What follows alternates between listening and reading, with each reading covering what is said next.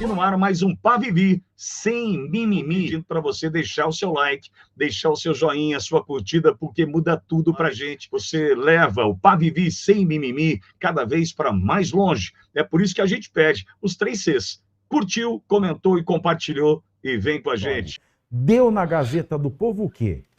Deu que a ministra do Meio Ambiente e Mudanças do Clima, Marina Silva, afirmou que a tragédia causada pela enchente no Rio Grande do Sul é consequência da grande quantidade de dióxido de carbono, CO2, que está sendo lançada na atmosfera, a qual afetou a temperatura da Terra. A fala foi feita durante uma entrevista para a rádio CBN, quando Marina foi questionada sobre sua missão após a tragédia. Abre aspas, minha missão é a de continuar trabalhando para mitigar tudo isso que está acontecendo, porque é uma consequência da grande quantidade de CO2 que está sendo lançada na atmosfera, que levou à mudança da temperatura da Terra, e esses fenômenos desorganizaram o sistema climático terrestre, fecha aspas, disse Marina Silva. A ministra do governo Lula também disse que ao longo da sua vida tem trabalhado com questões climáticas, mas que não foi ouvida. Abre aspas, esse é um trabalho que eu venho fazendo ao longo da vida, mas que infelizmente a humanidade não foi capaz de ouvir os alertas que vêm sendo dados há mais de 40 anos. Desde a Rio 92, que a ciência e os ambientalistas vêm dizendo que era possível parar imediatamente com a grande quantidade de CO2, senão nós iríamos ter situação como nós estamos vivendo hoje, fecha aspas, argumentou Marina Silva. Entretanto, antes disso, Marina Silva já havia afirmado em entrevista à CNN, na última sexta-feira, dia 3, que o Brasil sofreu um apagão de políticas climáticas durante o governo de Jair Bolsonaro. Na ocasião, Marina Silva responsabilizou, em grande parte, o governo Bolsonaro pelos impactos da tragédia climática no Rio Grande do Sul. Segundo Marina Silva, medidas de prevenção às catástrofes climáticas só foram retomadas na sua gestão em 2023, Pavi. Peraí, vamos falar desta mulher aí? Eu ia falar assim, ela não tem vergonha na cara, mas mal e mal ela tem cara também, né?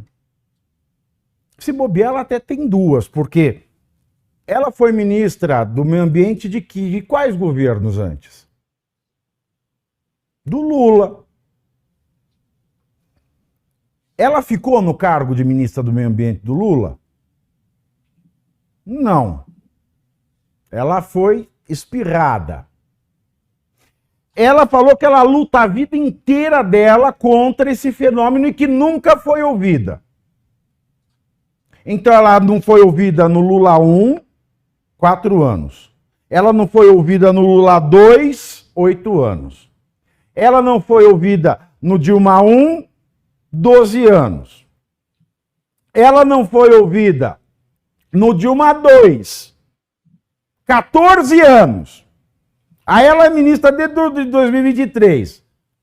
Não foi ouvida mais 15 anos. Ela não foi ouvida há 15 anos e é o Jair Bolsonaro em 4 que causou essa tragédia. E tem outra. Quem é o país que mais polui no mundo? A China.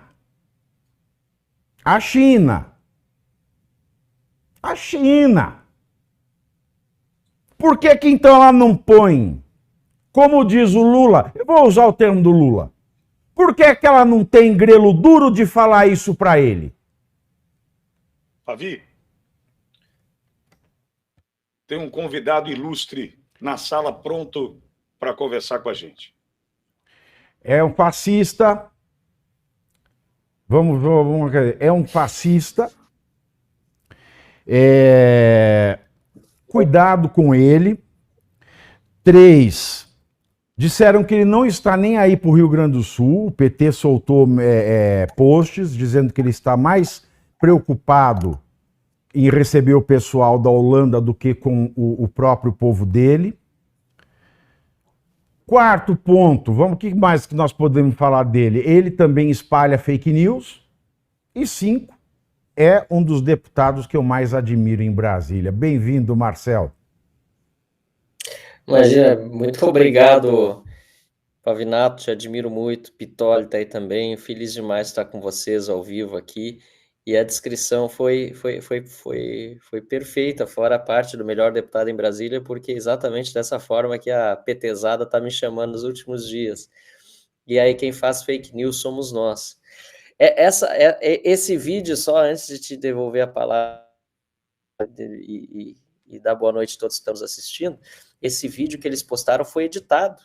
Porque quando eu apresento os deputados, foi cortado, quando eu apresento os deputados holandeses que estão lá no plenário da Câmara, eu faço isso em torno de 3 minutos, o vídeo que eles postam de 1 minuto e meio, eu digo que eles estão ali, inclusive, oferecendo ajuda para o Rio Grande do Sul, para poder, com a experiência holandesa, ajudar a combater os efeitos de enchentes de agora e no futuro. Mas e que é essencial, porque fala isso para a nossa audiência, Marcel.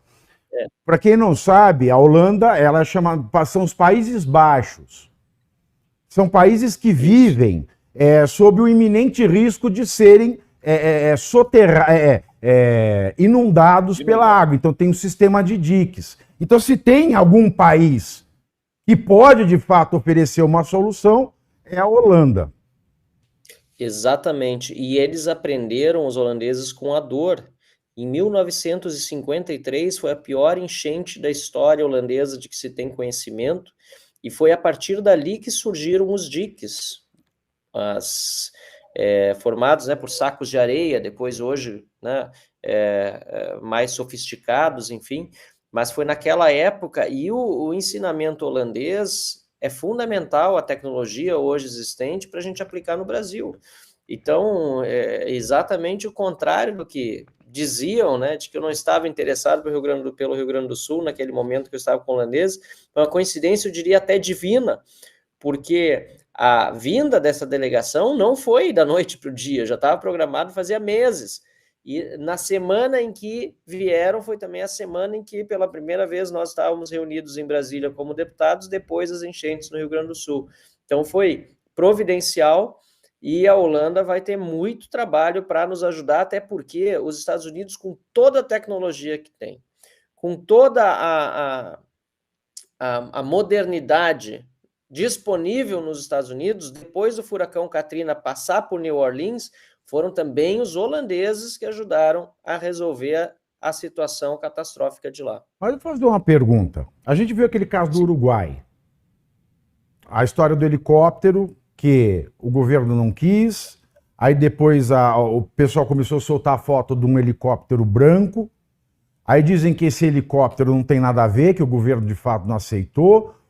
O governo ele pode ser um óbice nessa ajuda, ou o governo federal, queira ele, queira não, a Holanda pode ajudar? Isso depende do governador Eduardo Leite, isso não depende do Eduardo Leite, isso depende do governo federal. Como é que vem essa ajuda? Excelente pergunta. Depende muito da forma como a ajuda é feita. No caso do auxílio do governo uruguaio, né, foi uma oferta governamental e ela precisa passar pelo Itamaraty. E aí, até para esclarecer, sim, o helicóptero uruguaio já estava operando, mas o que o governo uruguaio ofereceu foi mais do que o helicóptero que já estava operando, que era um avião, um KC, que tem condição de transportar lanchas, ofereceu as lanchas absolutamente necessárias para resgate e drones. Então, o que o governo brasileiro disse foi não para essa segunda oferta de auxílio do Uruguai. Detalhe que pouca gente está falando, Pavinato. O governo argentino ofereceu ajuda. O governo brasileiro só não recusou a ajuda dos argentinos, como fez com os uruguaios, porque até agora não respondeu ao governo argentino. E olha que a Argentina é um país ferrado. Exato. Mas está aí, a essas alturas, quem puder ajudar e ainda mais se tem menos condições, mais gratos nós devemos ser. E o Brasil até hoje não respondeu. Isso demonstra a pequeneza, né, das autoridades petistas aí, porque eu estou evitando, na posição que eu estou, até de fazer críticas dessa forma como eu estou fazendo aqui agora, mas tem um momento que não dá, você tem que dizer porque estão acusando de fazer fake news quem está falando a verdade, quem está dizendo o que Lula e seu governo estão fazendo com o Rio Grande do Sul, que é negar todo o apoio que poderia ser dado, estão fazendo só aquilo que eles acham que é interessante, e isso não se faz no momento de calamidade. Mas voltando à tua pergunta, então, se não tiver envolvimento de governo, não precisa passar por autorização do governo.